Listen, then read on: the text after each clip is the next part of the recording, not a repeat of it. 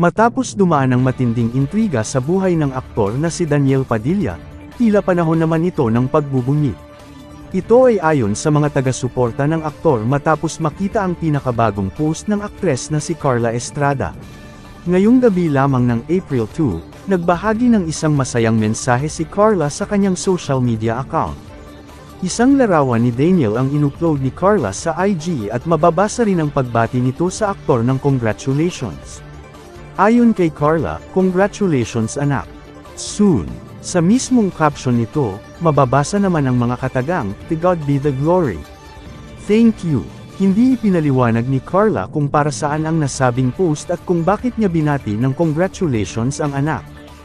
Kaya naman maraming netizens ang napaisip kung ano nga ba ang ibig sabihin ng aktres. Ayon pa sa kaibigan ni Carla na si Denito Rose, "I don't know what we're celebrating yet but congrats." Ilang netizens naman ang pinagkatuwaan ng paghuhula-hinggil sa mensahe ng aktres. Ayon sa netizen na si Velasco, "Soon daddy." Ayon sa isa pa, "May apo na."